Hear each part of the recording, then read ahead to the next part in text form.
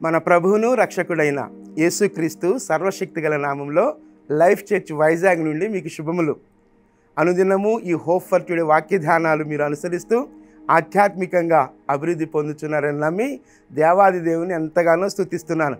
ఆయా సందర్భాల్లో మిమ్మల్ని కలిసినప్పుడు మీరు చెప్పే మాటలను బట్టి మేము ఎంతగానో ప్రోత్సహించబడుతున్నాం. ఏ విధంగా మీరు ఈ హోప్ ఫర్ టుడే వాక్య ధ్యానాల ద్వారా ఆశీర్వదించబడుతున్నారో ఆ మాటలు విన్నప్పుడు మేము ఎంతగానో సంతోషిస్తున్నాం. ఇది నా వాక్య ధ్యానంలోనికి, ఇది నా హోప్ ఫర్ టుడే వాక్య ధ్యానంలోనికి మిమ్మల్ని ఆహ్వానిస్తున్నాను.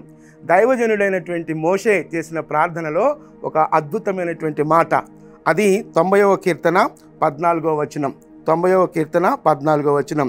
ఉదయమున నీ కృపతో మమ్మను తృప్తిపరచుము, అప్పుడు మేము మా దినములన్నీ ఉత్సహించి సంతోషించెదము.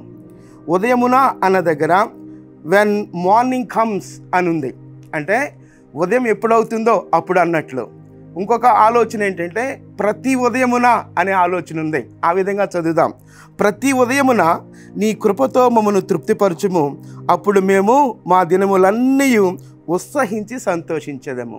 ప్రతి దినమున మీ కృపతో అన్న దగ్గర, కృప అన్న దగ్గర అన్ఫెయిలింగ్ లవ్ అంత మాత్రమే కాదు ఫెయిత్ఫుల్ లవ్ అని అన్నారు. Unfailing love, faithful love. మీ కృపతో మమ్మలను తృప్తిపరచుము అంటున్నాడు. అంత మాత్రమే కాదు అంటున్నాడు, అప్పుడు మేము మా దినములన్నీ ఉత్సహించి సంతోషించేదము. నిజమే కదా?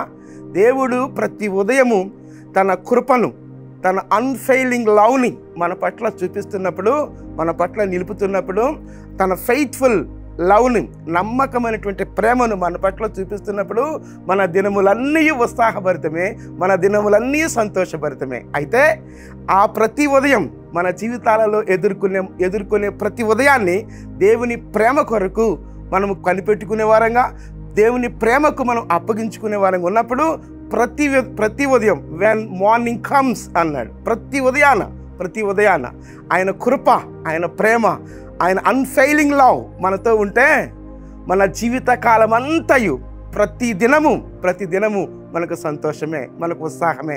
అదే ఎక్స్ప్రెస్ చేస్తున్నాడు మోషే. అంతకుముందు మాటల్లో చూస్తే జీవిత కాలము గురించి మా బ్రతుకు దినములు మాకు లెక్కించ నేర్పు ప్రభు అంటున్నాడు. అంటే మన జీవితాలలో దేవుని కృప, దేవుని ప్రేమ యొక్క ఉన్నతమైనటువంటి స్థితి గురించి అక్కడ మాట్లాడుతున్నాడు. దేవా, ప్రతి ఉదయం నేను ఆ మాటను మరలా చదువుతున్నాను. ఈ విధంగా నేను చదువుతున్నాను. దేవా, ప్రతి ఉదయం నీ కృపతో మమ్మల్ని తృప్తిపరచుము, అప్పుడు మేము మా దినములన్నీ ఉత్సహించి సంతోషించేదము. అంతకంటే గొప్ప ఉన్నతమైన అనుభవం మరొకటి ఉండదు. దేవా, ప్రతి ఉదయం మీ కృప, మీ అన్ఫెయిలింగ్ లవ్ మాతో ఉంటే అది మాకెంతో సంతృప్తిదాయకమైనది. మా జీవితాలలో మేము చేసే ప్రతి కార్యము కూడా మాకు తృప్తినిస్తుంది. అప్పుడు మా దినములన్నీ, మా బ్రతుకు దినములన్నీ ఉత్సహిస్తాం, సంతోషిస్తాం. ఉన్నతమైనటువంటి అనుభవం మోషే ప్రార్థనలో ఆ మాటను జ్ఞాపం చేస్తున్నాడు. నిజమే, మన జీవితాల్లో కూడా కనిపెట్టుకుందాం, అప్పగించుకుందాం. దేవా, ప్రతి ఉదయం నీ కృపతో మమ్మలను తృప్తిపరచు ప్రభువా. నీ అన్ఫెయిలింగ్ లవ్తో, నీ ఫెయిత్ఫుల్ లవ్తో మమ్మల్ని తృప్తిపరచు ప్రభా.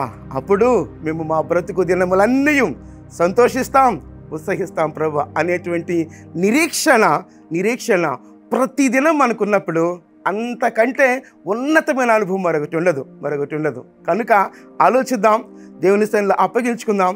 దేవా, ప్రతి ఉదయం నీ కృప నాకు కావాలి ప్రభా. ప్రతి ఉదయం నీ ప్రేమ నాకు కావాలి ప్రభా. ఆ ప్రేమతో, ఆ కృపతో నన్ను తృప్తిపరచు ప్రభా అని ప్రార్థించదు. నీవు అలా చేస్తే నా జీవితకాలం అంతయు సంతోషభరితమే ప్రభా. మా జీవితకాలం అంతయు ఉత్సాహభరితమే ప్రభా. అలాంటి ఉత్సాహాన్ని, అలాంటి సంతోషాన్ని దేవుడు మనకిచ్చులాగున ప్రతి ఉదయం ఆయన కృప కొరకై కనిపెట్టుకుందాం. ప్రార్థించేద్దామా? అప్పగించుకుందామా? ప్రార్థన చేద్దాం. మహోన్నతుడా, జీవము కలిగిన దేవా, నిజమే ప్రభా, ప్రతి ఉదయము మీకు మమ్మలను మేముగా సమర్పించుకున్నప్పుడు, మీ ప్రేమకు, మీ కృపకు, మీ అన్ఫెయిలింగ్ ఫెయిత్ఫుల్ లవ్కి మమ్మల్ని మేము అప్పగించుకున్నప్పుడు మా జీవిత కాలం అంతయు తృప్తికరంగా ఉంటుంది, సంతోషదాయకంగా ఉంటుంది, ఉత్సాహభరితంగా ఉంటుంది. అట్టి జీవితం మీ సన్నిధిలోనికి మమ్మల్ని మేముగా అప్పగించుకుని జీవించే జీవితాలు మాకు అనుగ్రహించమని మీ కృపాహస్తాల్లోనికి మమ్మల్ని మేముగా సమర్పించుకుంటూ యేసుక్రీస్తు అతి శ్రేష్టమైన నామంలో ప్రార్థించి స్తుతించి వేడుకొనుచున్నాం తండ్రి. ఆమెన్. ప్రభు కృప నిత్యము మనకు తోడయ్యుండునుగాక. ఆమెన్.